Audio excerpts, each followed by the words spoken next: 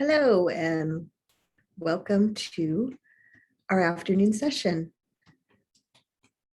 of the first day of the LFNC's Lupus Mini Health Conference. We hope you had a good break, or if you're just joining us, welcome. The next session of our wellness program, the next session is our wellness program, and we will begin with some warm-ups and then continue with a meditation led by Lupus warrior and Kundalini instructor, Julie Viscuso. After that, we'll welcome Kat Lewis, who will give us a presentation covering lifestyle and nutrition for autoimmune conditions, a holistic approach, followed by a live Q&A. You can ask your questions by clicking on the Q&A button at the bottom of your Zoom or the top, wherever it is. Type your questions during the presentation or after, that's fine. We'll ask the questions to Kat, and then she can answer them. Or Julie, if you have questions for Julie as well. You can also ask questions anonymously by clicking the checkbox next to your question before clicking submit. So don't be shy.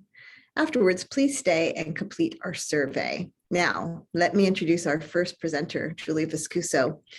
Julie has had systemic lupus since she was 14 and lupus nephritis for the last 3 years. Her personal health journey has taught her so much along the way and feels led to share and support others who also live with autoimmune issues. Julie has worked with the Lupus Foundation of Northern California as a Living Well with Lupus practitioner since 2019. And you may have seen her meditations on our Facebook page or even attended some yoga with her. Julie was also our Face of Lupus in 2019 and a Purple Ribbon Award winner in 2020. She will now lead us through some yoga and relaxing stretches. Welcome, Julie. Thank you so much, Lori. And it is so nice to be here with the Lupus Foundation in Northern California and just to be able to support anyone in any way that I can. As Lori mentioned, I have been living with lupus, systemic lupus,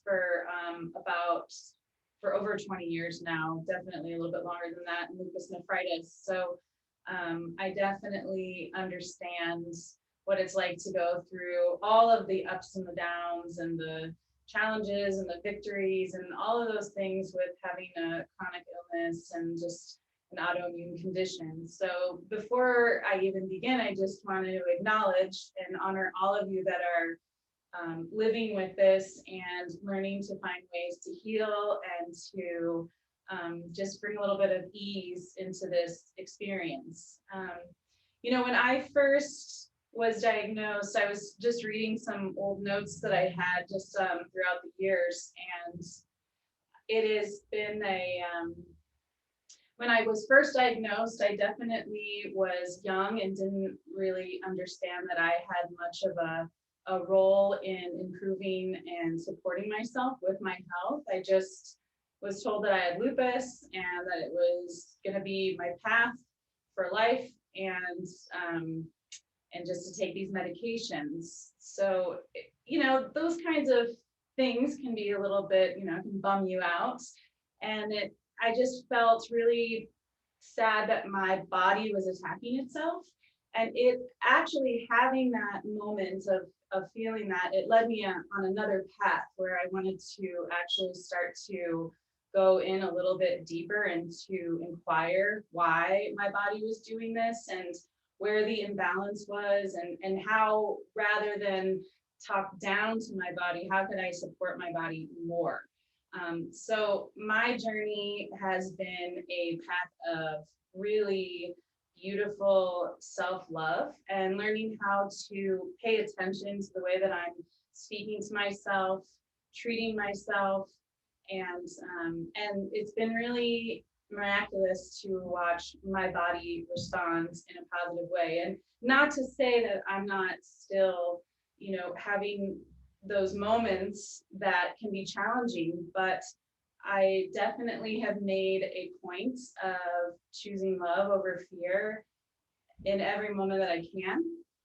And this has brought me to so many different spiritual tools that I have found such a blessing. And I'm so grateful to be able to share them with other people. So Things that I've really adapted that have been really helpful have been journaling, affirmations, learning to, as I said, speak to myself in a much more loving, kind way, and realizing that we've been blessed with these bodies and they're doing everything that they can to support us, even when we sometimes don't really understand that. I do think that, you know, and as what Kat's going to be sharing, our body is always doing what it can to really support us. And so one of the other things that I've been led to on this journey is a Kundalini practice. So Kundalini is a yoga of awareness, and it's a really beautiful practice that helps you to really connect to your breath, slow down. It helps to really support you with feeling stress.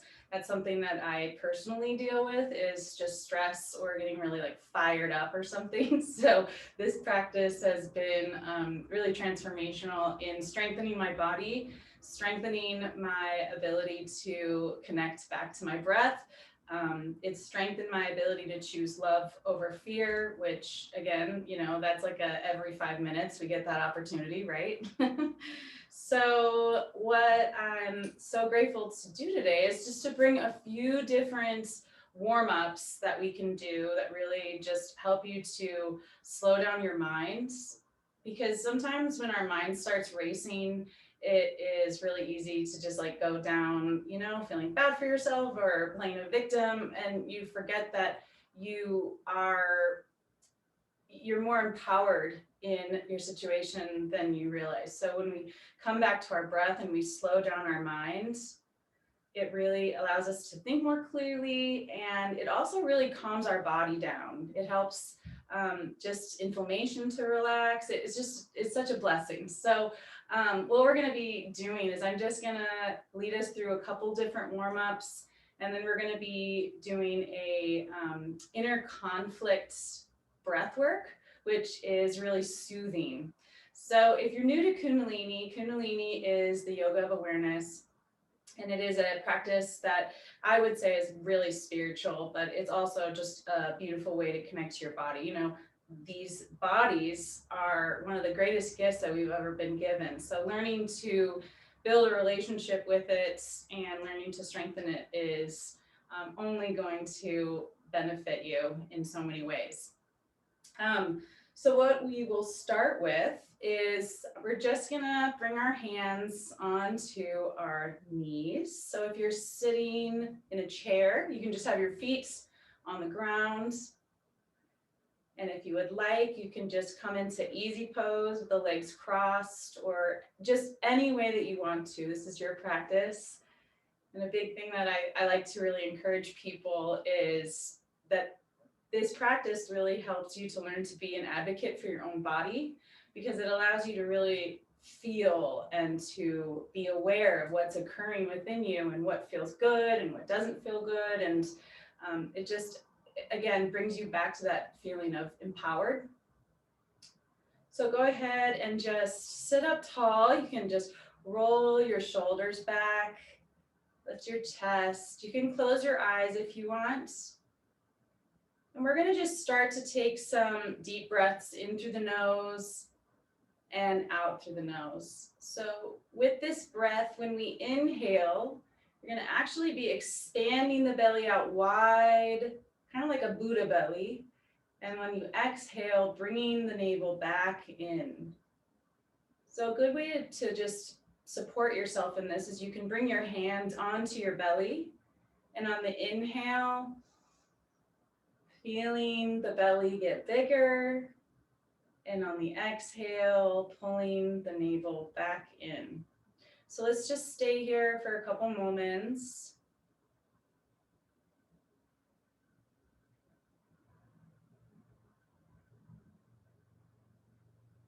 Just take a moment to just honor and acknowledge yourself, giving yourself an I love you, I'm proud of you, whatever it is that feels good. Just whatever is loving and supportive, just learning to speak to yourself in a kinder way.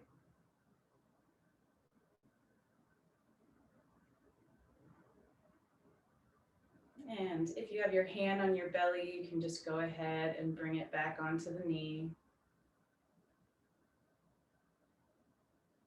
And just continuing to keep those shoulders back. We'll just do 2 more deep inhales and exhales.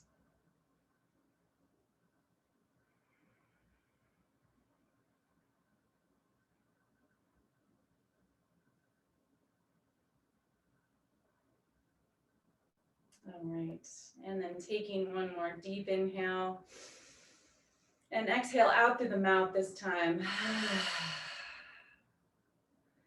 All right, so we'll stay sitting in this pose and just go ahead and grab onto the knees. We're going to start to circle to the left.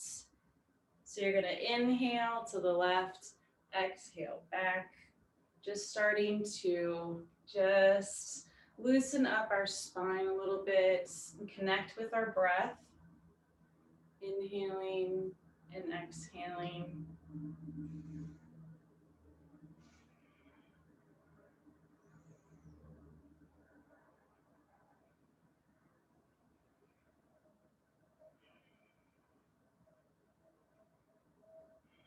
And then slowly reversing the opposite direction and just inhaling forward, exhaling back.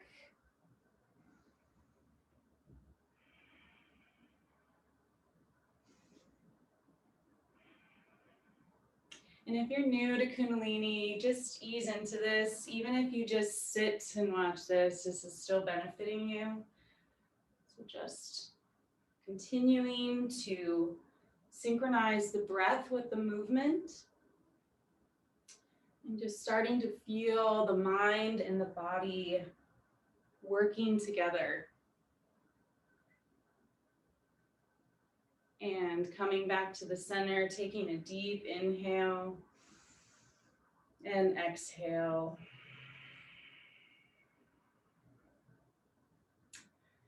So as you keep your eyes closed, it's one of the things that I really love about this practice of combining and making the mind and the body and just feeling that alignment is, for me, when I was younger and I was told that my body was attacking itself, it created a lot of division within myself mentally. And that has really been a big part of my self-love practice is, you know, we're given these bodies and then we find ourselves speaking negatively to it. And throughout my life and journaling and getting to know myself more, I have become very aware of the fact that I personally do a lot better in life when people encourage me and are grateful rather than, you know, telling me that I suck or I did a bad job. You know, it's the same thing with our bodies. So just as we do this practice, just noticing and paying attention to the way that you're speaking to yourself. Even if you don't think that you're doing it right, just encourage yourself. You don't need to, you know, say I'm not doing it right or everybody does it better or I'm a failure. You know, those things just tend to happen. But just allow yourself to come back to the fact that you are a miracle. Your body is a miracle, and when we speak to ourselves in a loving, kind way, our body really responds to that in a wonderful way. So just give it a try.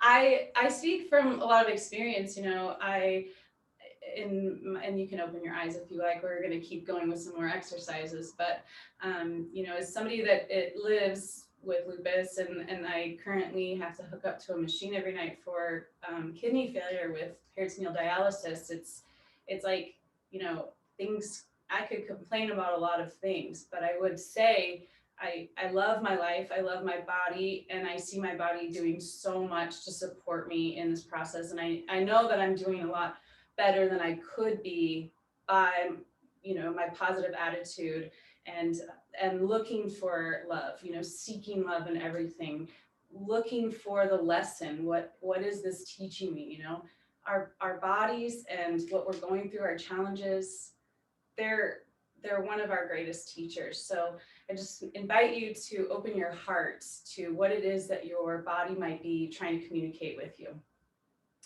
All right, so if you are in this pose, easy pose, we're gonna keep going. So I'd like to invite you to either come to sit on the heels, or if you're still on a chair, you can just sit with your feet on the earth, whatever feels good for you. Again, only you know what's the best for you. So just learning to tap into that. So bringing your hands onto your thighs, we're going to keep our neck in a neck lock. So just making sure that the spine is straight. A lot of Kundalini, this practice is really activating the life force energy that's at the base of the spine. So with movements, with intentional breath work, and different ways that we lift it up, we are participating in the activation of our life force, of our prana. And we're helping it to really move up that spine, up through the chakras, and just awaken us to our true potential, which is that our bodies are miraculous, our energy is here to support us. And so we're going to go ahead, keep the spine straight. You can keep your eyes closed if you'd like, and we'll focus them at the third eye point. And if this is all new to you, just do what feels comfortable. I'd like to invite you to give it a try though.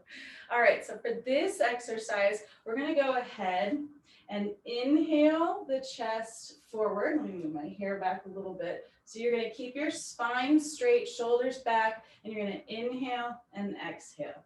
Inhale and exhale. In through the nose, out through the nose.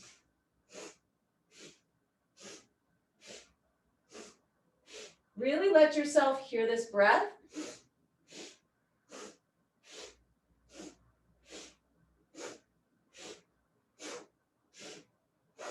You're doing a great job.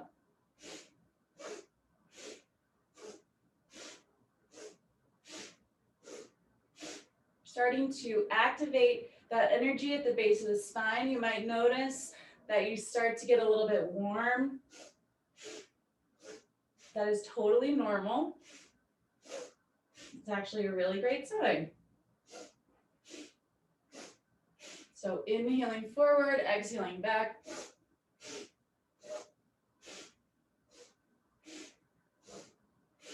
Deepening the breath for just another minute.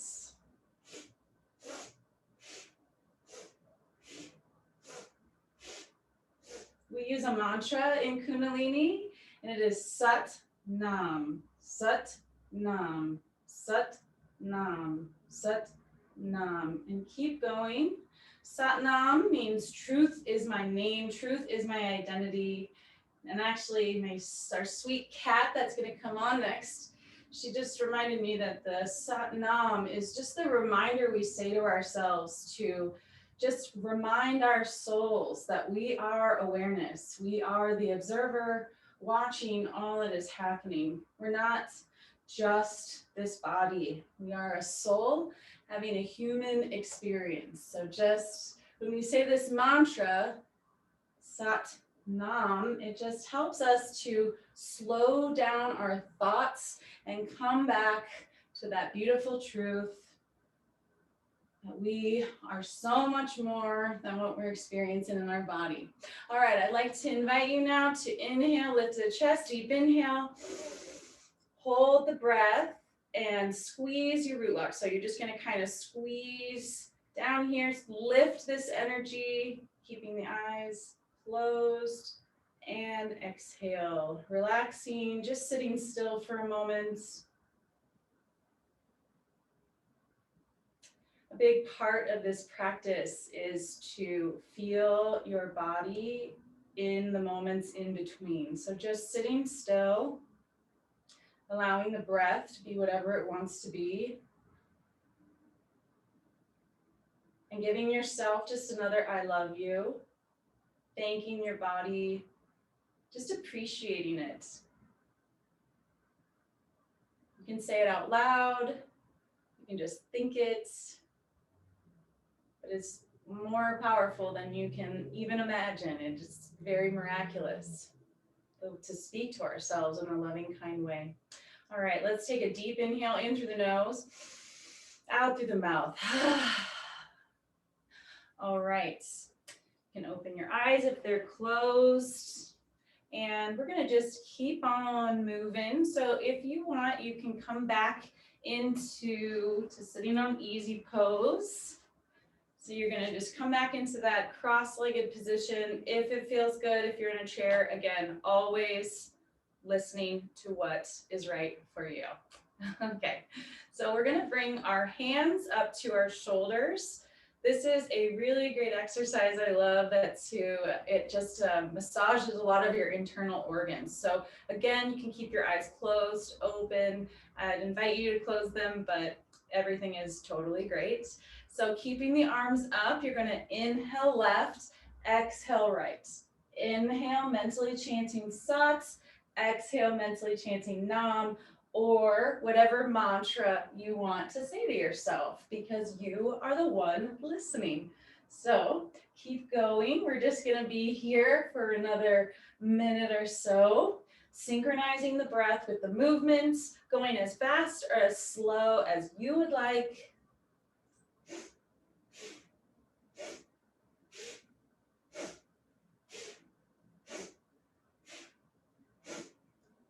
Learning to work with the body, learning to become best friends with the body, supporting the body and watching the body support you.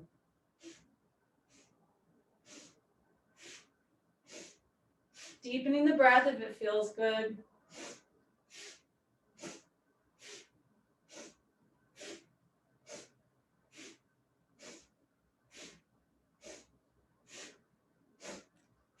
Almost there.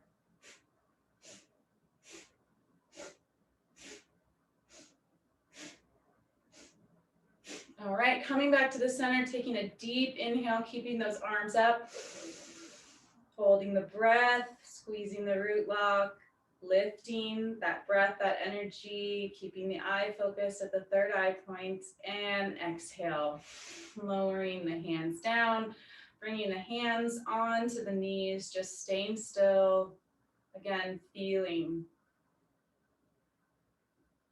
This practice can tend to bring things to the surface that we might not have been allowing ourselves to feel. So again, just being in this beautiful state of receiving, no judging, just observing.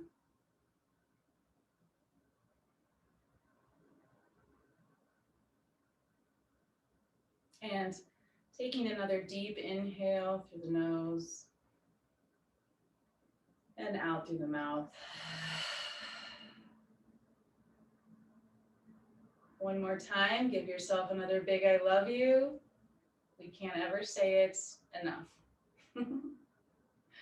All right, slowly opening up the eyes. We're gonna go ahead and continue to do just another warm up or two, and then we'll go into a meditation. So keeping your hands on the knees, we're gonna inhale the shoulders up, exhale down.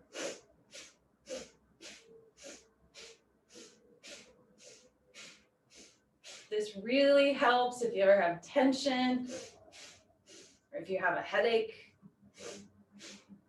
This is something I come to pretty often. I'm someone that can tend to get headaches, so this just helps to relieve some of that stress I hold in my shoulders.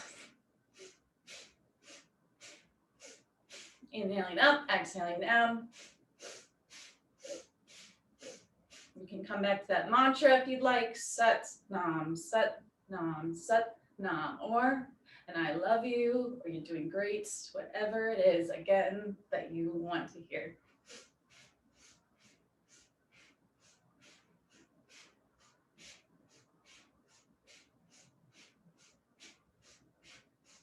Just another moment of this.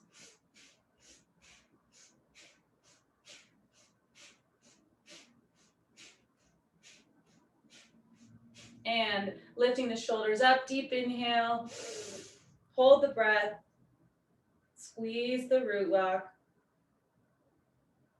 and exhale. sitting again, bringing those shoulders back, keeping the eyes closed, experiencing your body. You might be noticing some beautiful feelings of your energy shifting and moving, activated.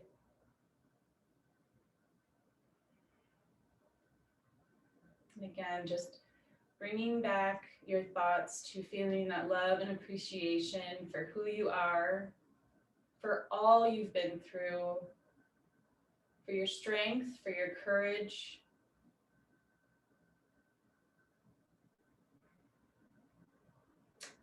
And take another deep inhale in through the nose. And one more big breath out through the mouth. Okay. So we will keep on moving. We are going to go ahead and do a meditation now. So this is a meditation that is for inner conflict.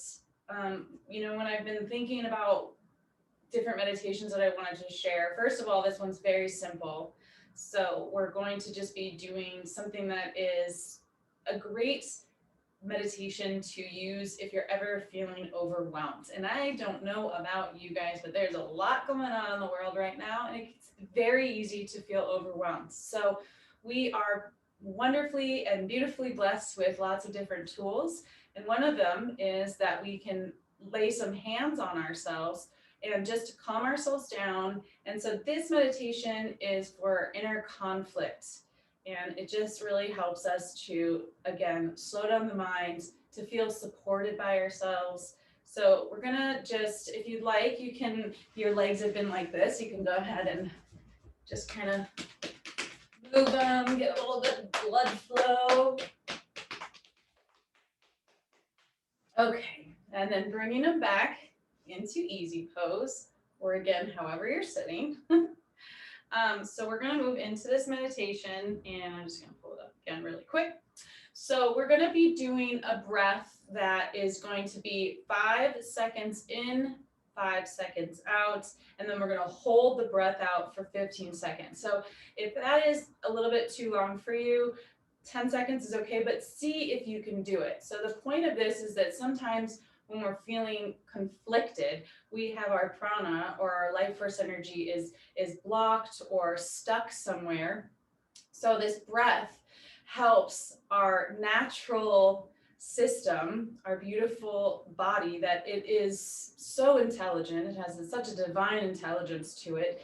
When we get into this breath, the body will start, I'm going to read you this a little bit because it's so good. It says that the built-in computer can calculate your total resources. And so basically when the body senses a lack of prana or energy in vital areas, with us holding the breath out, the body will start to do its job and will start to move the energy to where it needs to go. And it really helps to relieve you, to bring inner peace and calmness. So this meditation resolves many conflicts and is an automatic reflex for survival. So again, if you're ever feeling overwhelmed, this is a great meditation that you can do.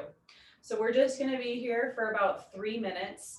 So if you'd like to just bring your hands onto your chest, so you can just keep the elbows down by the ribs, bringing the hands onto the breastplate, and your fingers are going to be touching each other.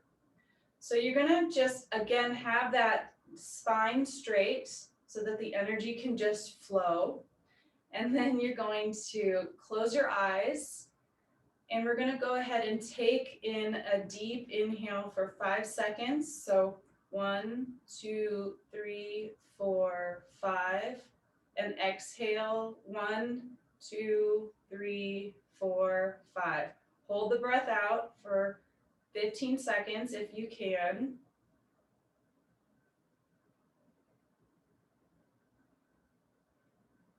And begin to inhale again for 1, 2, 3, 4, 5. Exhale 1, 2, 3, 4, 5. Hold the breath out.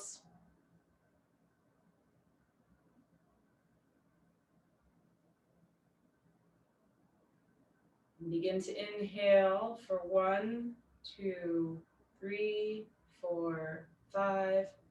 Exhale, 2, 3, 4, 5. Hold the breath.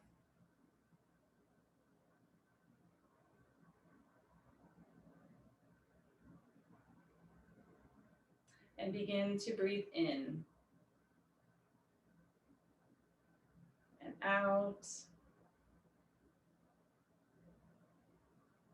and hold.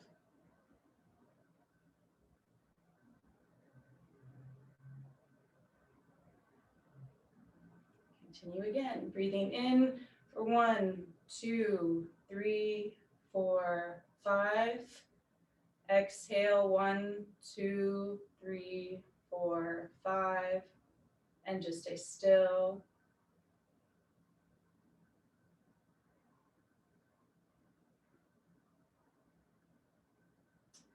Inhaling, 1, 2, 3, 4, 5. Exhale, 1, 2, 3, 4, 5, and hold.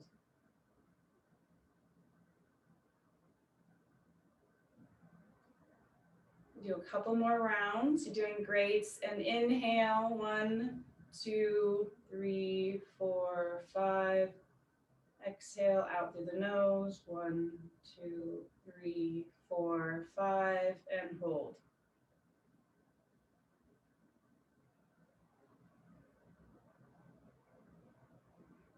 And inhaling slowly, 1, 2, 3, 4, 5. Exhale, 1, 2, 3, 4, 5.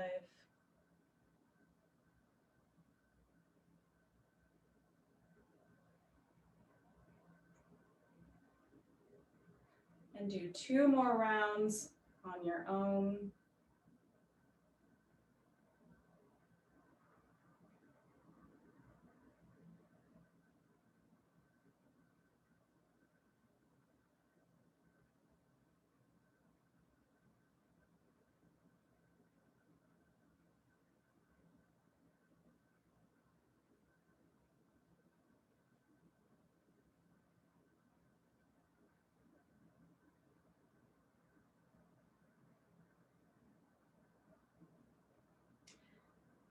And then to finish this meditation, please inhale deeply, stretching the arms up, holding the breath, stretching,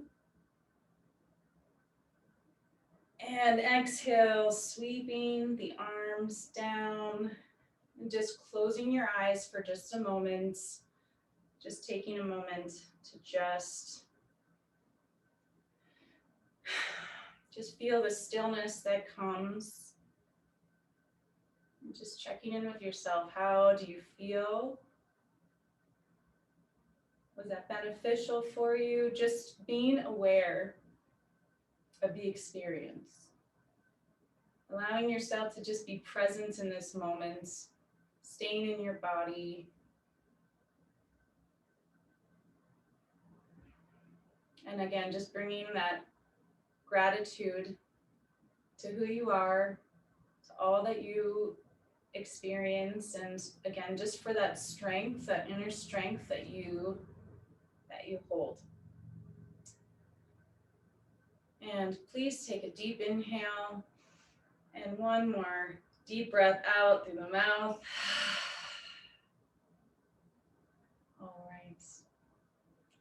And you can go ahead and bring your hands together in prayer position. We'll just go ahead and finish with 1 sat, 1 short nam. Inhaling, please. Sat nam.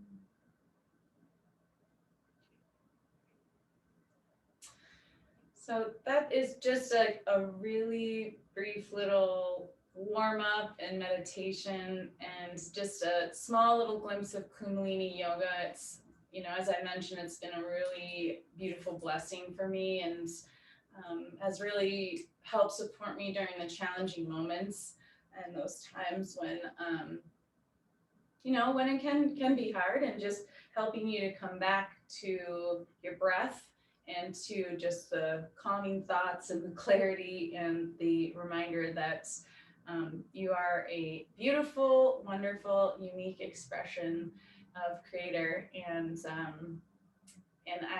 I believe that, you know, there's so much that your body and the experience of just challenges in life are always here to help us grow and expand. I don't think it's the end all or that it's what we have to deal with forever. I do think that miracles happen, and that's, again, you know, a big part of that is choosing love over fear.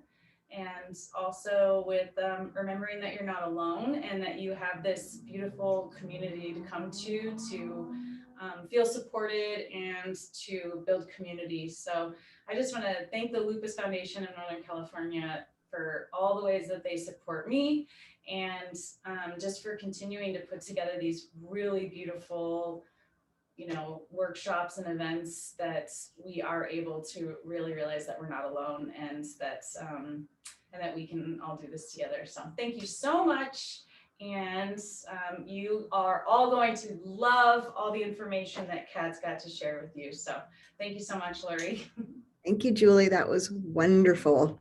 I feel a lot more relaxed now, to be honest. So Good. my moderation on the second half here is going to be much better after that. We did have one question come through for you. What are you most unsatisfied with in the medications or treatments you take? Well, that is a very easy one. I would prefer none of them. But I also, actually, so what am I most dissatisfied with that? That's actually, I thought I was going to be able to answer that easy, but I mean, it's easy to, it's easy to be dissatisfied with a lot of it, but I specifically choose to change my thoughts about it as often as I can. You know, I do have to hook up to a machine every night for dialysis. You know, that's very easy for me to feel very dissatisfied. You know, I could easily hate it. I could despise it. I could talk crap to it. But I remember there was this one time I was speaking with one of my spiritual mentors, and she was dealing with a new issue with her health, and she was taking all this medication. And I was like, don't you just hate all this medication? This was back a while ago. And she said, I have chosen to see it as it's medicine. It's here to help me, and just like learning to shift your perception about it, and learning, you know, to just always bring the mind back to love and gratitude. You know, I really realized that without the dialysis machine, I would not be able to do nearly anything of what I can do. So now when I hook myself up to it, I'm feeling gratitude. I'm realizing how much it expands my life. And I do think that from that, my body's done much better on dialysis than a lot of people have experienced. And I also feel that I don't feel as limited by it. It helps my life to feel more expansive, and I don't feel like weighted down by it. It feels like it's something in my life right now, and I'm grateful for it. And it allows me to do all these other things. And so it's the same thing with all the medications and just different treatment plans. It's not forever. It's something to help assist for a time period. And then I really feel like having that mindset then leads you to people like, you know, the Lupus Foundation, or like Kat, who's going to share so many tools that can help you to step into the next phase where you're not maybe using so many medications. Or, you know, my goal is to get off dialysis. So just, you know, I think it always just comes back to that place that we always have a choice. Yeah, I could be easily dissatisfied with a lot of the stuff, but you know, I also was unable to move without some of those treatments. So Right. Gratitude. Yeah. We just had another question come in. You mentioned that our bodies are the best gifts we have. Sometimes it may not feel that way, especially when flaring. What advice do you have for the times when individuals feel their bodies are failing them or turning against them? Well, first of all, I'm sorry that you are experiencing anything like that. It is really easy to fall into a mindset of feeling disheartened and feeling like your body's failing on you. But I do think for me, sometimes it's, well, actually a big lesson that my body has always taught me is just to slow down and just to let it rest, let it do its thing, and sometimes to stop pushing it so much and trying to like speed up the recovery. Or this world is so fast paced, and it's so easy to not give ourselves the time to heal and to just like rest and let the body recoup, because it is, you know, honestly, I have lost my hair so many times. I have had the gnarliest rashes on my face. I've never thought that my body, you know, could bounce back the way that it did, but it is, it's just, you know, like you don't kick a friend when they're down, or you don't like see somebody that's hurt and then you just talk crap to them, you know, or tell them you're a failure. So it's so interesting that we do that with ourselves. So just maybe trying to see your body or to see your situation, you know, maybe through the eyes of like if you saw somebody you really, you know, love, a friend or family member or an animal or a baby or something, you know, just learning to speak to it with more compassion and with love, because, you know, our body really is trying to support us. I really do think that. And yeah, I mean, it's not always the easiest thing to shift your perception about it, especially if you've been taught that. You know, I was told from like at the age of 13 my body was failing me. So, but I do think that just like with building muscle, you can build build up the way that you view yourself and love yourself, you know, and to just learn to support yourself a little bit more. So That's your great. own Thank is you. cheerleader. Thank you, Julie. Are you going to be able to stay around and answer questions if there are any after Kat's presentation as well? Or Sure, totally. great. Thank you so much. And For all of this. This was really great. it was wonderful. Thank you.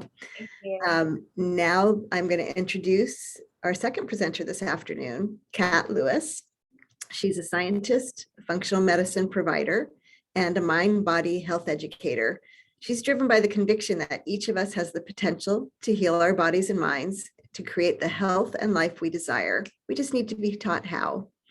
She's also a practitioner for the Lupus Foundation of Northern California's Living Well with Lupus program. Kat will be presenting on lifestyle and nutrition for autoimmune conditions. Welcome, Kat. Hi, thank you for having me. Thanks, Julie. That was fantastic. And a lot of the questions that came in regarding that, I'm going to be able to give you kind of more of a deeper insight into like why it's important and how to feel those emotions that Julie's talking about about loving your body and how that benefits the body. So we're going to get into that. It's more towards the end, but I'm going to share my screen now. Let's see. Whoops.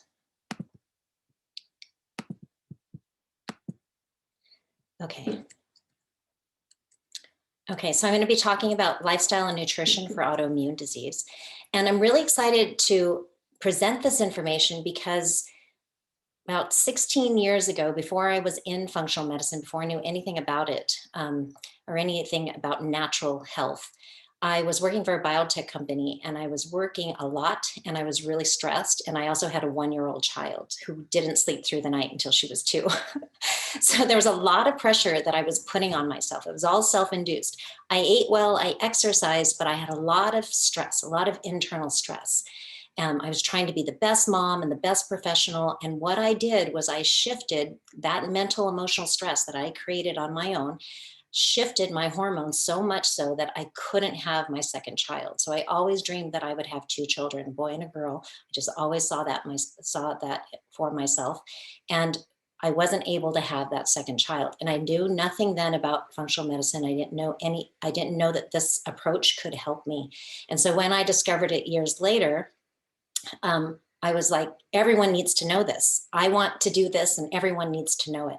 And I also used it to cure myself of Hashimoto's. So Hashimoto's is autoimmune of the thyroid. And so I was able to use these approaches to help cure myself of Hashimoto's. I no longer have Hashimoto's. Okay, so this is my website, and my tagline is life is supposed to feel good, because it truly is supposed to feel good.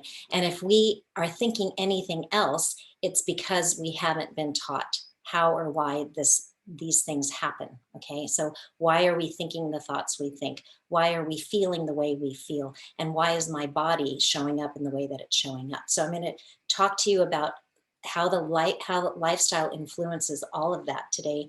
And yeah, and I also do, yeah, so this is my website, and you can connect with me on here. I do all live, online video conferencing. So if you have any questions, or you want more information, you can reach me here. Okay, so before we get into this, I want to start with this, the 7 stages of disease. And this is really an adaptation of Ayurvedic medicine, 6 stages of disease, but I added the first step, and I'll tell you why. But I'm going to first start with the 7th step as I go through this, or the 7th stage, and that's the terminal stage. And that here in the terminal stage, you either need really good therapy, you need surgery, or you have to do chemo or radiation or something like that. Or maybe like in Julie's case, she has to do dialysis. Okay, so the terminal stage means you really need to address this thing fast, right? Okay, before the terminal stage is the symptoms. So this is actually where most people begin to start looking at disease, but really this is the last stage of disease. As I go through this, you'll see.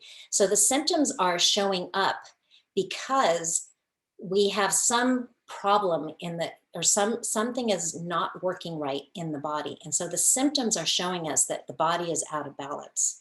Okay, so this is the stage that most people stay in for a really long time before they address it. Disease does not appear overnight. It's many, many years and sometimes decades before disease actually appears, before you're diagnosed with a disease. But the symptoms are there for a very long time. And those symptoms can be digestive system issues. They can be pain and inflammation in the body. They can be chronic headaches or migraines. They can be arthritis. It can be diabetes. It can be high blood pressure. It can be high pulse. So a lot of these things are chronic conditions that we just kind of ignore, and we think that, oh, we're just getting old. So yes, I'm gaining weight. So that's another one, inability to lose weight. Yes, I'm gaining weight, especially around the middle, but I don't think that means anything. I just think I'm getting old, and that's what happens when I get old. Yes, I'm having achy joints. Well, yeah, that's because I'm getting old. Well, no, it's because you haven't addressed the root cause, and that's why the symptoms still stay there. But what's causing those symptoms is the 5th stage, and that's an accumulation of toxins. And we can think of toxins as like toxins coming in through the environment. Those are toxins, but also toxins are created when we don't process things completely inside the body. So there's all these biological reactions that are occurring inside your body, and ideally they would go from this molecule to then this molecule. And in between, they go through a lot of steps. Well, if they don't, then you get an accumulation of things that are unripe or not complete, right? So it's like an incomplete process, and your body starts storing those toxins.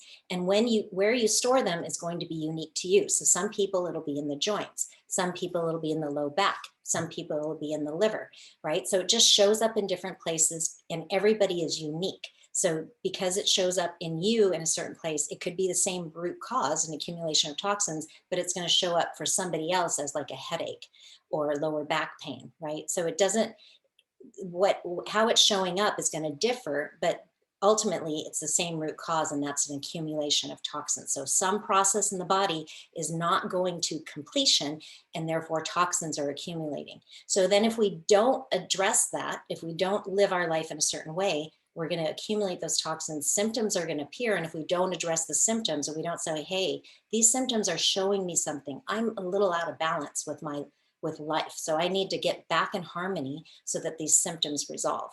If we don't address that, then we're going to reach the terminal stage.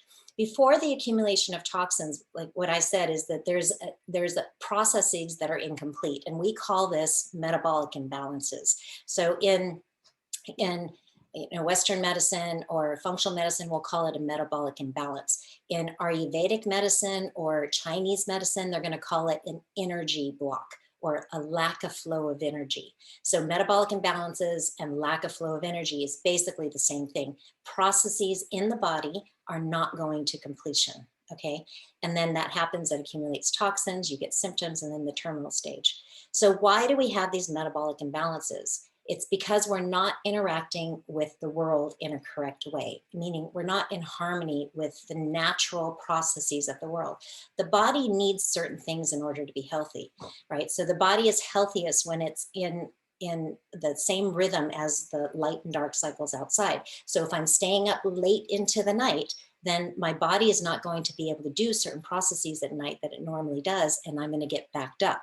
Essentially, or if I don't have a healthy digestive tract and I keep eating junk food, then I'm constipated, then I can't eliminate well, so I'm constipated. And so what am I doing? I'm sitting in my own waste. Things that were meant to be expelled from the body, I'm sitting inside of. And what happens when you don't take the trash out of your house? It starts to stink, right? Well, it's the same thing with the body. So if I'm eating in such a way that my digestive system is backed up, then I'm incorrectly interacting with the natural laws of the universe, of the world, okay? And so what determines how I interact with the world? My mindset, how I think. So if I value eating junk food more than I do my digestive health, then I'm going to have to suffer the consequences, right? So if I'm not going to bed early enough, if I'm staying up late into the night, then it's more likely I'm going to drink sugary drinks and sugary foods the next day to keep myself going.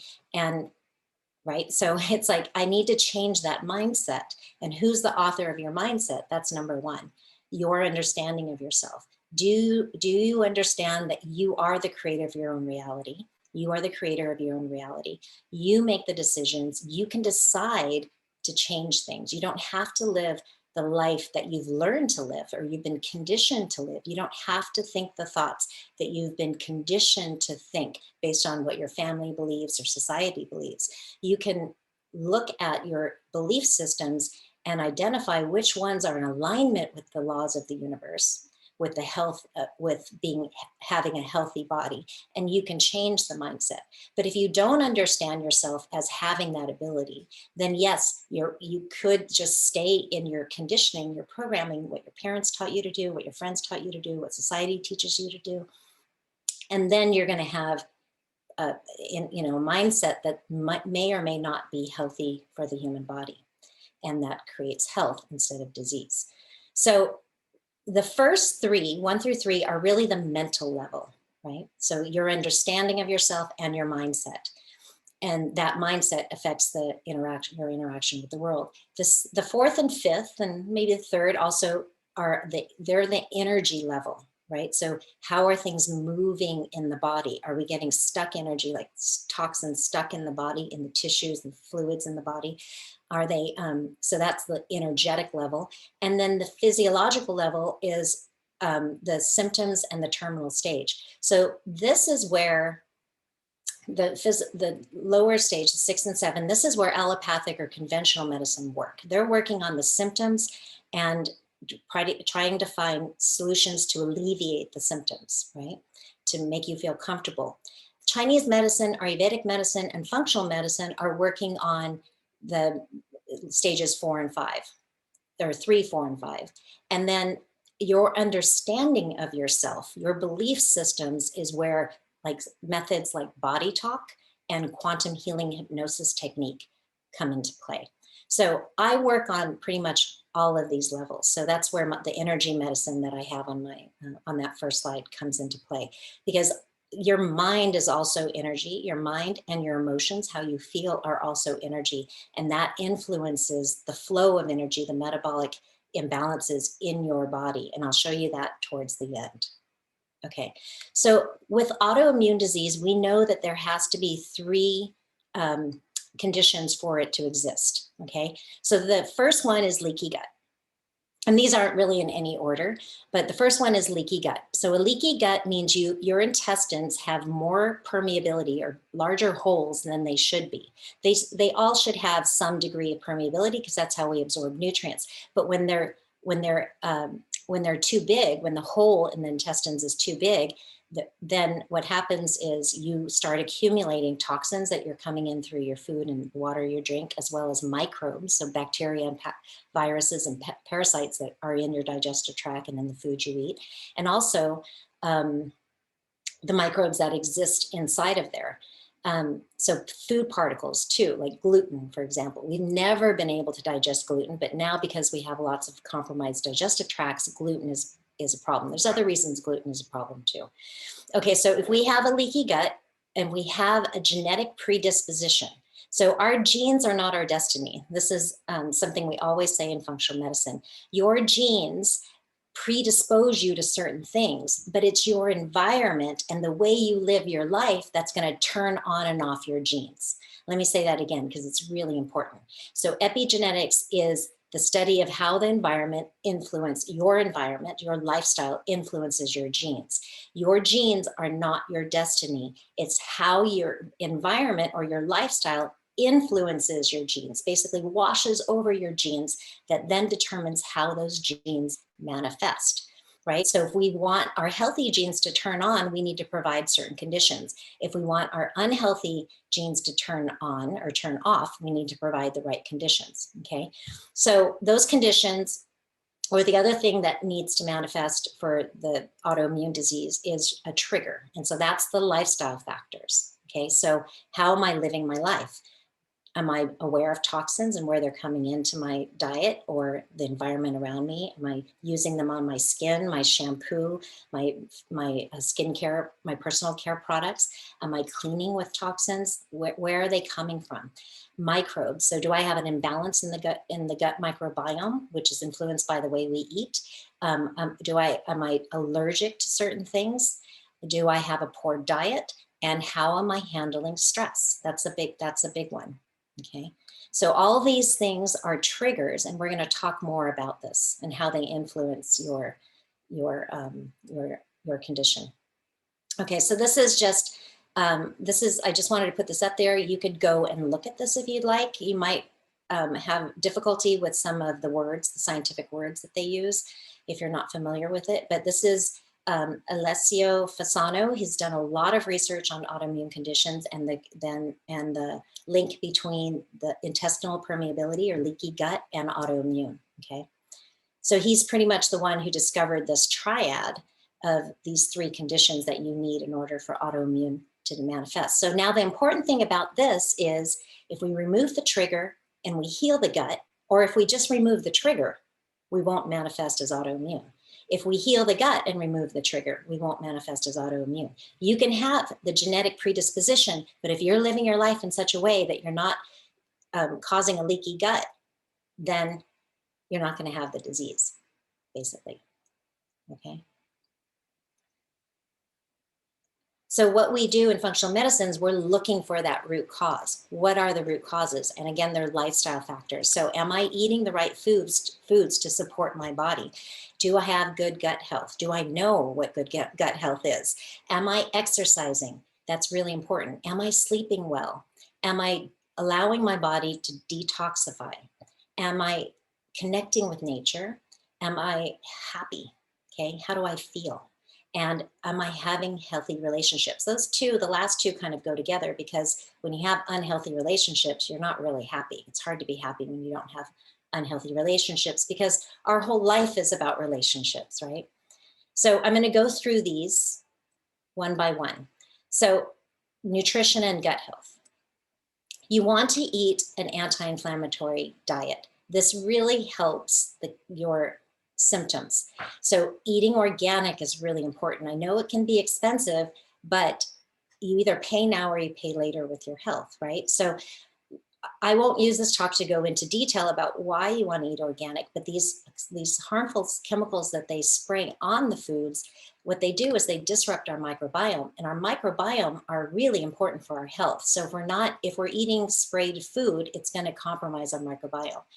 Also, genetically modified foods can compromise the microbiome too. So part of the reason they genetically modified the foods, or the main reason really, is that they want to then spray them with the herbicides. So the herbicides will kill the weeds, but they won't kill the crop. So they genetically modify the crop so that the crop can withstand the spraying, the herbicide, but the weeds will die. But what this does then is they're spraying the food, so then we consume that, right? So that's not good. Okay, so you want to eat lots of fruits and veggies, all different colors, and what's local and what's in season. The fruits and veggies are really what feeds the microbiome, the bugs in our gut, and they're doing important jobs for us, which I'll talk about in just a moment. Okay, grass-fed and organic meat. You can take a screenshot of this if you'd like. Cruciferous veggies, really important. Women are 9 to 10 times more likely to have lupus than men. And part of the reason why they believe that this is the case is because of the way that we break down hormones. And also women have more estrogen hormones than men in general. And the way we break down those hormones determines, there's preferable pathways to breaking down those hormones. And sometimes we can go down the not so preferable pathway, and that can cause problems, DNA damage. And the cruciferous veggies help us move towards the preferable pathway in the breakdown of estrogens. So clean fish, so wild caught salmon, black cod, sablefish, tilapia, trout, anchovies. You can include fish oil, and also flaxseed oil are good oils to include. Those are anti-inflammatory oils. So olive oil, avocados, coconut oil is good too. And then turmeric is a good spice. It's an anti-inflammatory spice. Okay, these are more anti-inflammatory foods that are really important for good health. You can take a screenshot of this. I think we'll send these slides out as well. So don't worry about writing these down. Okay, foods to avoid. Okay, so whenever I get to this list, people are always like, what can I eat then? So you want to avoid dairy. And the part of the reason you want to avoid dairy is because normally when you have a compromised digestive tract, which is very common in autoimmune disease, then these foods become intolerant. You become sensitive to these foods. So dairy, and the other reason dairy can be a problem is because they spray the grain that they feed to the cows. Okay, so dairy, gluten. So even if you don't have digestive system issues, gluten intolerance shows up in other ways. For every one person that has a digestive system complaint related to gluten, there's 8 people that do not. They manifest as headaches, brain fog, pain and inflammation in the body, joint pain, things like that. Okay, so corn and nightshades, because nightshades contain something called lectin, which can be pro-inflammatory in some people, not in everybody, but in some people. So you want to just avoid these foods for a certain time period and then slowly reintroduce them and see how your body responds. Alcohol, soy, sugar. So soy and corn are also genetically modified, and that's why you want to avoid those. Sugar, processed foods, all beans, split peas, lentils, soybeans, peanuts, again, because of lectin, sodas, energy drinks, coffee drinks, caffeine, fast food, and eggs can be problematic too. So what I recommend to people is just avoid these for about 28 to 30 days and then see how your body feels. And what most people feel is just, we see miraculous results in changes from how, and I'll share some of those in the end, from how they feel when they came in to how they feel after, even just 14 days of this, 1 week of this, really. I'll show you some results. Okay, so I know buying organic is expensive, so you can go to ewg.org So that's environmentalworkinggroup.org. They put out a clean 15 every year and a dirty dozen every year. And they tell you what the cleanest 15 foods are that you don't necessarily, if you're not going to buy organic, then you can buy these conventionally grown, so that because they're cleaner. The dirty dozen are the things that you don't want to buy if you're not buying organic. So you can look, they have an app that you can download too. They also have an app called Skin Deep. So you can download that as well. And that tells you what your personal care products, you can type in your personal care product and see if it's rated as toxic or non-toxic. Okay, this is this is a research study. Actually, what this was a meta-analysis. That means they mined the public databases for all the studies on lupus and dietary factors. And there was about, I think maybe 10,000, or I might be off a digit, either 1,000 or 10,000, but then they curated it down to like 55 or something like that. My numbers are probably off. But what they found that calorie restricted diets are beneficial. And so that can mean, like, you know, we don't want to overeat. And what we tend to do in our society is eat too much, right? So you don't want to overeat. So calorie restricted diets are beneficial. Omega-3s, like from fish oil, omega-3 fats are beneficial. Omega-6s are not beneficial. Mostly the omega-6s that you find in processed foods. So any foods like chips and things like that that come in a bag, they have these omega-6 oils, which are pro-inflammatory. So it's really it's not that they're all bad, but it's the ratio of omega-3s to omega-6 that's really important. And most of the processed food that we have in our world, is rich in omega-6. So we have an imbalance and we have too many omega-6s, which are pro-inflammatory. Okay, so flaxseed oil. So anyway, you can look at this reference and read it as well. I wanted to pull that up for you. Okay, so what is leaky gut? So this is a nice, healthy gut. You have the single cell layer that looks like feet or hands, and it's lining the inside lining of your digestive tract. So it's just a single layer of cells, okay? And so on one side is the lumen, or the center of your gut, right? Like the donut hole of the donut. And so it's just an empty hole that's going all the way down you, right? So that's essentially the outside of you. So the food goes in and then you digest it, and then the food is then absorbed through this layer. But if we have an unhealthy gut or a leaky gut, what happens is those cells pull away from each other, they become inflamed, and now things that shouldn't be getting into the bloodstream are now getting into the bloodstream. So gluten becomes a problem, organisms like microorganisms, bacteria, parasites, and viruses are getting through, and then toxins, and then food particles. So now your immune system sees this stuff and it's like, hey, that's not me, I'm going to attack it, and it launches an immune response. Okay, heavy metals can also come in this way too. Okay, so warning signs of leaky gut, all of these issues. If you have a chronic disease, it's a good chance you have a leaky gut, okay? Okay, so the microbiome is all the bugs on our body, but they mostly reside in the colon, in the digestive tract, okay, and in the large intestine, the colon. So what they do is they help us with vitamins. They maintain the lining of the gut. So they help us with this lining of the gut here, right? So they help us maintain that. So if we don't have healthy microbes, we're going to have a leaky gut. They help us digest food. They help regulate hormones. They help us produce neurotransmitters. They modulate our immune system, and they are important for weight management. And also they have so many implications. The imbalance of the microbiome is shown to be implicated or associated with disease. So we want to maintain a healthy microbiome, and how we do that is by eating a healthy diet, mostly plants, clean grass-fed beef, organic chicken, organic eggs, things like that.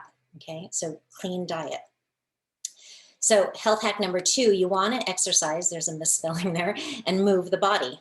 Okay, so it's really important. Like I said earlier, when you don't take the trash out of the house, what happens? It starts to sink. Well, the lymph system, which is where your body, your immune system cells are hanging out, it doesn't have its own pump. So you need to move the body. And that's why I really love Kundalini Yoga. So there's a plug for Julie, because it moves the body really well. And it also targets like where the lymph nodes are. So it has you doing certain exercises with your arms up. Where does breast cancer, right? Breast cancer, breast tissue, a lot of fatty tissues where toxins store, right? And so like we have a lot of breast cancer in our society. We have a lot of toxicity in our society. And so, getting the arms up, moving the body, we have an exercise in Kundalini Yoga where you're doing things like this, and how Julie was patting her legs. That's really important stuff. You can get a rebounder and do that, just as long as you're moving the body, doing some calisthenics at home. If you're, you can do skin brushing too. Get those boar bristle, there's skin brushes, and you can brush your skin in the morning. Taking cold showers is really good to help move the lymph. Okay, so the signs of a sluggish lymphatic system is you have slow transit time. That means when you eat your food, it doesn't digest well. It's a long time before you actually poop. And so to you, that might mean constipation. Maybe you only go to the bathroom one every 3 days or once a week or something like that. People really do that. You really should be going 1 to 3 times in a day, and it should be well formed. And I had a slide up here of what it should look like, but it should be well formed and it shouldn't smell too bad. And when you start eating clean, you'll see that it doesn't. When you have a depressed immune system, when you have worsening food sensitivity, so you become sensitive to foods that you weren't sensitive to before, that can be signs of a sluggish lymphatic system. Inflammation, disease, swollen lymph nodes, water retention, and cellulite. So cellulite often is not just fat, it's just a stagnant lymphatic system. So if you start moving the body and breaking up, massaging your legs, you might see some of that cellulite go away, which is really nice. Okay, so types of exercising, really, there's no good exercise for everybody. It's what's good for you, okay? And it might be running good right now, and it might be hiking later, right? Or it might be hiking now and then running later. So you do what feels good for you and just do what makes you happy. That's the important part. The best exercise is the exercise you will do. Health hack number 3 is sleeping. So much of our biochemistry in our body is regulated by the light and dark cycles outside. And so we want to be as close to those natural rhythms as possible, going to bed by 10:30, not staying up late into the night. Your brain is flushing out, the cerebral spinal fluid is flushing out toxins at night. And if that doesn't happen because you're not asleep, then you're going to be backed up. Okay, so 7 to 8 hours of sleep. Don't be hesitant to take naps during the day if you need them. Listen to the body is the most important thing. So when your body feels tired, go take a nap, meditate, do some breath work, relax. Don't take sugar and caffeine to try to push through that. You want to listen to the body. Okay. So good sleep habits are, eliminate any light source in your room. Make it really dark in there if you can. If you've got electronics plugged in, unplug them, move into a different room. You want to start dimming the lights earlier it's hard in the summer, but you can start dimming the lights earlier in the evenings to help set the mood. And you can create a nighttime ritual where you have essential oils. I think I put something up here. So essential oils, you have a good book, you take a warm bath, like an Epsom salt bath. That's really good because most of us are deficient in magnesium, which is really important for a lot of reasons. You can use the eye masks to keep the light out too, if you can't dim the lights. And just, power down. So don't watch these screens late at night. And if you do, get blue light blocking glasses if you're going to do that, or turn the light down on the screen, because that inhibits melatonin from coming in. So then you stay up later, and that also inhibits human growth hormone from coming in, and you need that to repair and regenerate. Okay, so essential oils are really good. So you can take a screenshot of this, or you're going to get the slides afterward. So you can use these herbs, passion flower, skullcap, valerian, mix them according to this recipe here, and then take 1 to 2 droppers in a little bit of water just before you go to bed. Okay, it's a nice sleep tincture to help calm and relax the body. Herbs are really good. Plant medicines are really intelligent. Okay, health hack number 4, detox. And detox is something you're doing all the time. Your body's doing it all the time, but we need to provide the right conditions. So again, in the beginning, I said they're coming in through our food and the water. We're exposed to them by our skin. We're inhaling them in, and the body needs to process these. But if the body doesn't have the right conditions, if it doesn't have the resources, the nutrients in order to run the detoxification pathways, then your body's going to start storing them. So really the 3 ways that the body deals with toxins, it either gets rid of them, it hides them in the body, usually in fat tissue, because fat tissue is the least reactive cell in the body. So it's like a protective mechanism. So again, your body is highly intelligent. It's doing what it knows how to do. It's using that intelligence to actually keep you as healthy as possible. It may not look like that at times because it doesn't have the right conditions. So, or it deposits them in other tissues like the brain, okay, or in the joints. And that's why you have achy joints. But many of these symptoms that we call disease are really the result of these toxins accumulating in these tissues and in the cells. Okay, so why we need to detox is because most of us are taking in more than we're eliminating. Many of us are missing those nutrients, like I said earlier. And some of us are predisposed to not be, so genetically ill-equipped to remove and flush toxins out. That doesn't mean you can't, I don't want to say, again, remember, so it's genetics, it's our environment that influence the genes. So just because you might be genetically more susceptible to not being able to detox well, doesn't mean we can't get around that. We can with the proper nutrition and the proper lifestyle. Okay. And in general, the more toxic we are, the worse we feel, the more poorly our bodies will function, and then we eventually create disease. So these are all signs you need to detox, and most of us have these issues. I actually have a questionnaire that you can fill out to see. And what I like to do is when I run group programs, and that's something that we might be doing here in the future, in the near future, is running a group healthy habits, creating healthy habits for 30 days. And I have people fill one out before and after so they can see their progress. So these are tips for minimizing harmful substances. Again, go organic, lean meats. Don't use plastic to marinate your meat, and don't heat your food up in plastic containers. And it's really challenging, I know, because you buy a lot of food in the grocery stores and they're in plastic containers. So it's challenging. So, but don't cook in them and don't heat them up in the microwave, because the more flimsy the plastic, the more those plasticizers can leach into your food, and then you're consuming that. Especially people marinate their meat in these plastics. Buying chicken or buying your food from the grocery store in these plastics. So just try to get them out of those plastics as soon as possible, and don't heat them up in those plastics. So you don't want to overheat certain oils like olive oil. When you bring it to a certain temperature, you're going to make it toxic. Okay, so you need to make sure you understand how to heat oils when you're cooking with them. Wash your veggies. So even if they're organic, you definitely want to wash them, because organic farms are downstream from farms that are not organic, and these toxins are being sprayed into the air. They're in the water supply. So even organic farms have a little bit of these herbicides on their food. You want to avoid foods with these preservatives in them. Avoid food coloring, so any processed foods, artificial sweeteners. Cook with non-toxic pans. Consume filtered water, and try not to drink water out of plastic bottles. Get metal containers to drink them out of. There's these non-allergen containers. Change your air filter in your home often, and if you have carpets, vacuum a lot. And evaluate your personal care products. I already told you about the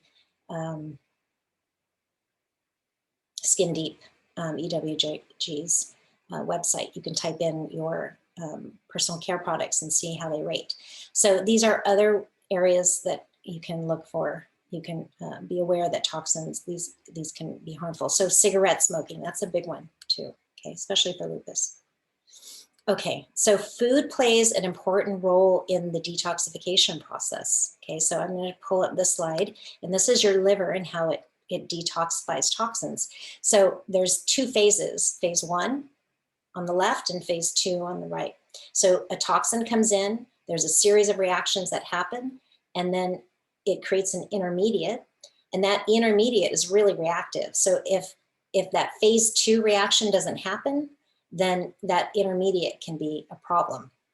So once phase 2 happens, then we excrete the toxin out of the kidneys or a bile and the feces and the stool. So if we don't have the nutrients in the green boxes and also in the yellow box down below, then these reactions are not going to happen, and we're not going to be able to protect ourselves from those reactive intermediates. Okay, so it's really important that we provide these nutrients in the food that we eat. So food is truly your medicine. So getting out in nature is really important. So just look at the slide for a moment and just relax. Relax your shoulders and just look at the slide. And now imagine that you're sitting at the base of those trees. You can close your eyes if you want for just a moment and just imagine for a second that you're sitting at the base of those trees. Now imagine you're looking up, and open your eyes now and look up at these trees. And imagine feeling the energy of this area. And so what you will notice is, if you can sit here long enough and you can calm the mind down, the natural rhythms of nature are our natural rhythms. When we're not creating all these ideas in our mind, we come back to the same rhythm. And that's why it's so powerful to go out in nature, because the higher always transforms the lower. So all the energy of all the trees, the calm space, the sand, the ground, all of that, the water, strong field of this natural rhythm. And it brings us back into balance if we let it. So we have to be the ones that have to stop the mind from racing and just take a deep breath and settle into the space. Just relax into the space. And then we'll see that we'll match the rhythms of nature. And that's why it feels so good. So the more you can get out in nature, the more you can put your feet on the ground, go to the beach and lay down, go sit next to a tree, just feel your back on the tree.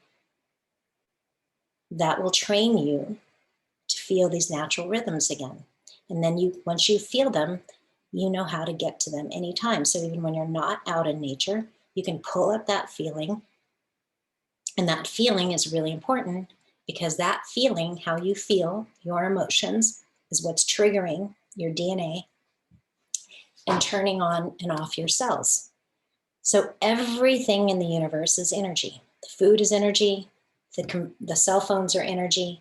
I'm energy, your energy. It's all energy. The skin on my hands, the bones, all of it's energy. And there's a lot of energy flowing through here, right? The space between us that looks empty, but it's filled with energy. We know that there is radio waves flying through here. So if I turn my radio on and go to a certain channel, I'll pick up that signal. So what looks like it's empty space is actually a lot of energy, but everything is energy. So the food, our emotions, our thoughts, and our emotions are energy. And the vibration of that energy determines what it is, the energy of things is what's giving us the information. Okay, so like if I see this cell phone, it has the cover of the cell phone has a certain energy, and that energy, I can feel the texture of this cover gives me information about what it is. Okay, all right, so our emotions are also energy. So how we feel, peace, love, joy, are high vibration energy. Anger is a little bit lower, frustration is a little bit higher than anger. Apathy, guilt, and shame are really low. So when you see someone who's really guilty or really shamed, right, what do they look like? They kind of go like this, right? So they're more like matter. They're more like a material rock.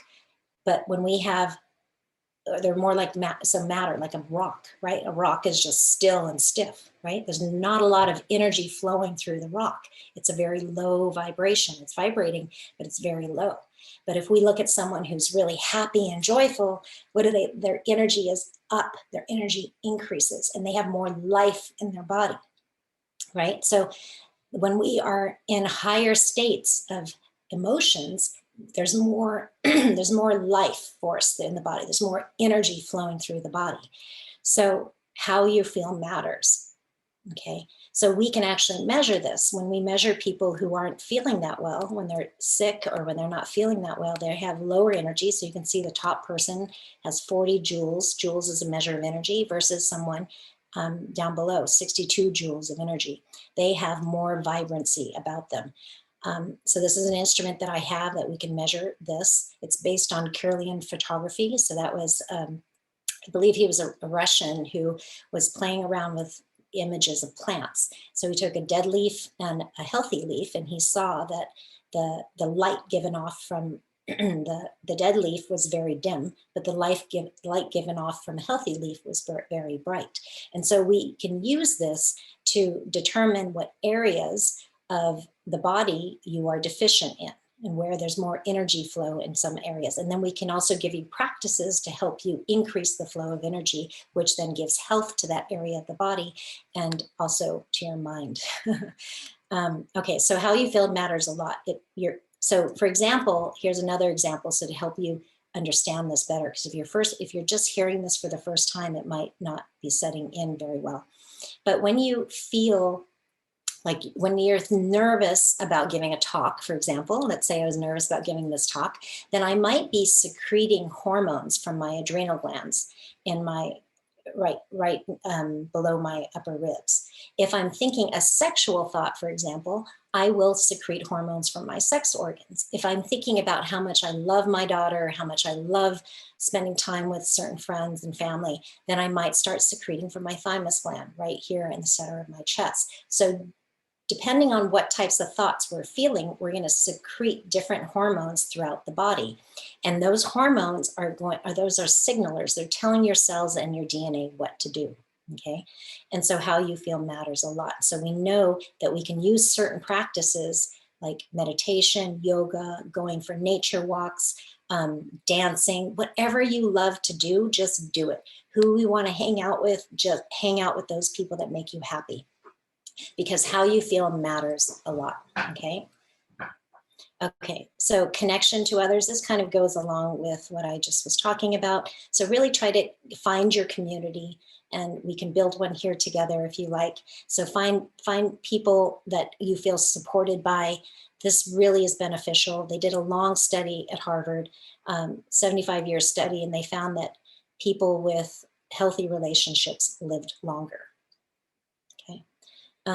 Lifestyle nutrition. So basically this is just a summary. You don't want to skip meals, especially if you're trying to heal. You want to make sure you're getting the proper nutrition.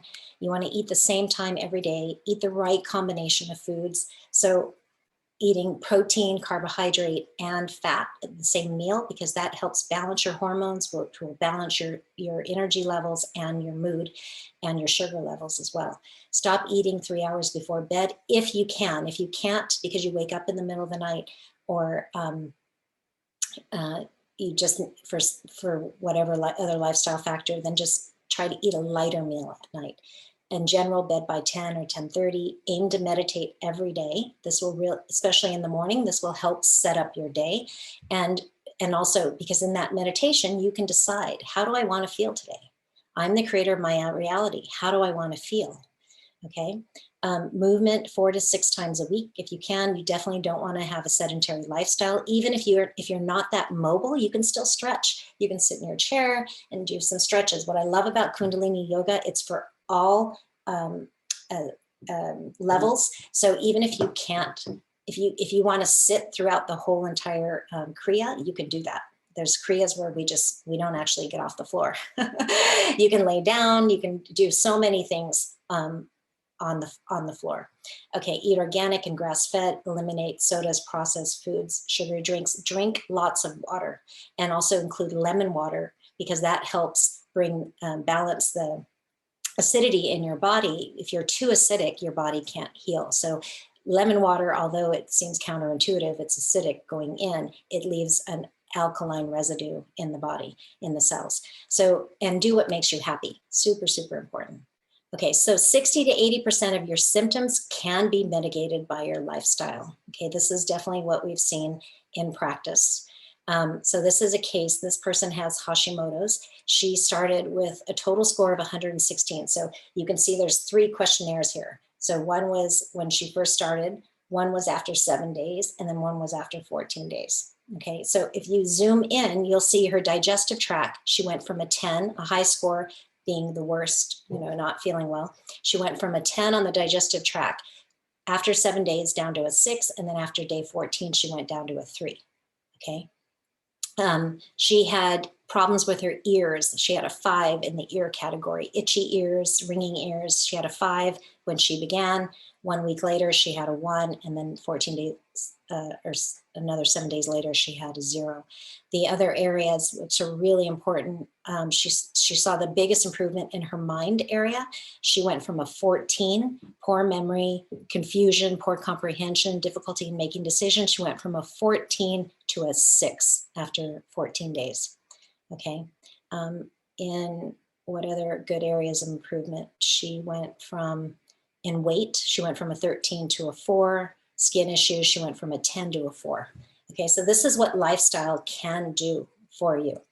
Okay, this is a 42-year-old female. She had gut issues and weight loss resistance. She went from a total score of 55 down to a 6. The biggest, again, digestive tract saw improvement from an 8 to a 2, and this was after 2 weeks. Okay, so I see this kind of stuff all the time. Lifestyle is medicine. Food is medicine. How you feel matters a lot. Okay, so I'm giving this thing to you today. I have an app. It's my Well World app, and you can download it. So if you're interested in it, you can put your email in the chat box, and you can make it privately to me. Or to the moderators, and we'll collect those emails, and I'll send you an email where you can download the app. And it has recipes, it has meal plans, it has the foods to avoid, foods to eat, it has a recommended daily schedule, it has videos in there. So here you can see all the recipes, so they're by category here: juices and smoothies, breakfast, soup, salads. So this just gives you ideas of what to eat, because some people always say, well, you took out everything I eat, what do I eat now? So here it is. Okay. And then it also has daily guides, shopping lists, and also supplements, if you want, that support the immune system. And it has a video section that I've curated these videos especially for you for around autoimmune disease. And so you can take a look at those. It also has exercise and meditation videos in here as well. Okay. All right. So that's it for me. If you guys have any questions.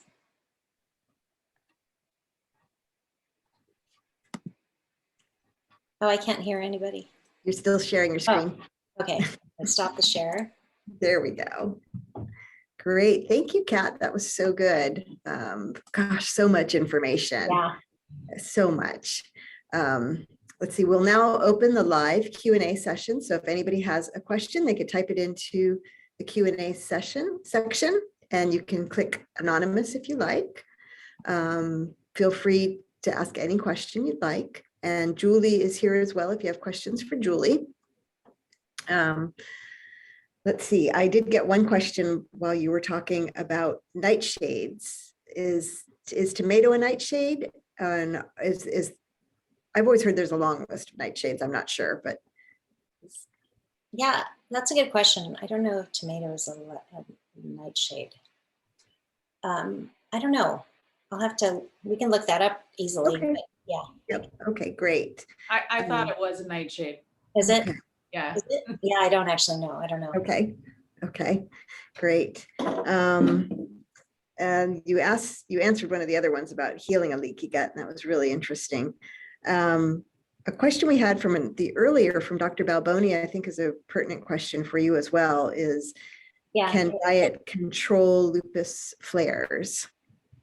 Yeah, so a lot of these habits, a lot of these lifestyle practices will help you control lupus flares.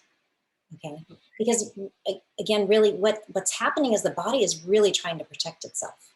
Okay, so anything like even in Alzheimer's, the amyloid plaques that accumulate in the brain are really the brain trying to protect itself. And normally what it's trying to protect itself of is toxins, infections from microbes, and lack of nutrients. Okay, so it behaves in a certain way because it doesn't have the nutrients to support the biological pathways that help keep you healthy. So when you live in this way, when you create a lifestyle that's has all of these factors, then what happens is the body is more supported, and so that can reduce the amount of these flares that you experience.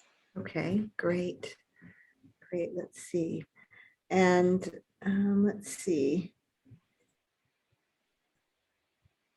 I don't have any other questions right now. I have a couple people that have asked if you could put up your information again on how they could contact you.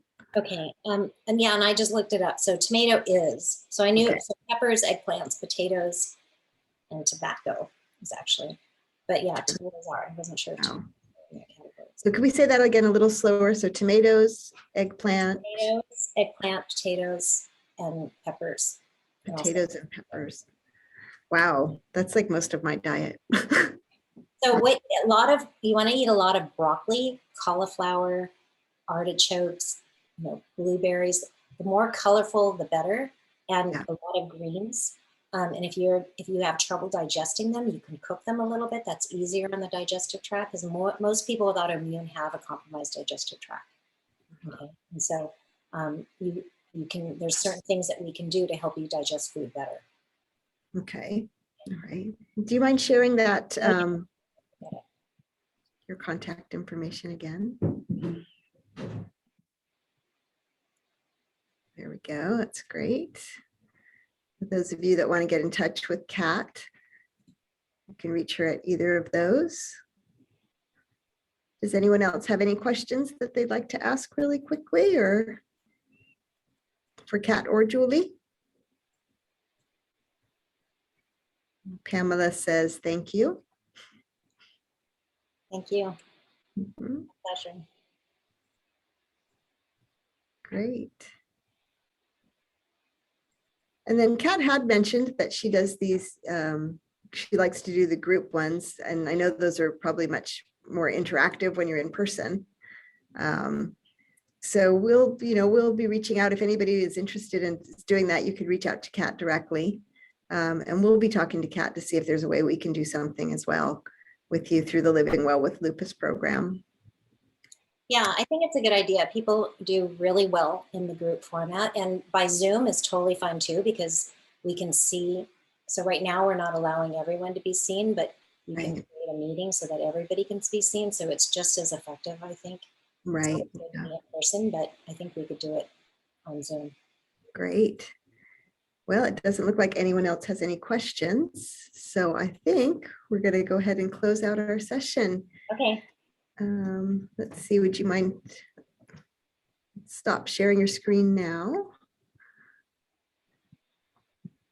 There we go. Perfect. Thank you. Thank you so much, Kat. That was really, really informative. And Julie, thank you. You both really, I feel a lot better actually listening to both of you. I've got to go look at what I cook. I know. Change my cooking habits a bit, it seems like. But I really appreciate you both being here. For our audience, this is going to be the end of our afternoon wellness session. Oops, wait, I think I might have another question coming in. Hang on. Thanks again, Kat. I always love getting these. We do. We have one more question. Never too many times I've heard it. I love it. Yeah. One quick question. What can you say about this approach and the interplay of medication treatment, and how do these approaches coexist? So you can do these approaches as you're also being treated by your doctor. Just make sure your doctor also knows what you're doing. Okay? But it is our lifestyle that creates disease. And so we can reverse disease with lifestyle, right? At least we can mitigate a lot of the symptoms with the lifestyle. If we can't find the root cause, then it might be difficult to completely reverse. But what you can do with these practices is lower these symptoms, right? So improve these symptoms so that they're not manifesting to the degree that they're manifesting. Great, But yes, thank your you. doctor should definitely know what you're doing. Absolutely, definitely. Well, everyone, these videos and Kat's presentation will be available on demand. You'll get an email, everybody will get an email next week with the link to the on-demand videos. If you have any other questions or you need some other resources, you could always reach out directly to the Lupus Foundation of Northern California. You can go to our website, www.lfnc.org, or you can email us at communications@lfnc.org. I hope everybody has a great day for the rest of the day. And I hope you'll join us tomorrow as well, because we've got a full day of lupus related information. Tomorrow we have Dr. Niewald of NYU discussing the genetics of lupus. And after that, we'll have another great wellness session that's led by another lupus patient, Regan Burr. I hope you guys will join us. You'll use the same link. You don't have to re-register. You could use the same link that you used to join us today. And before you leave, be sure to complete our quick survey.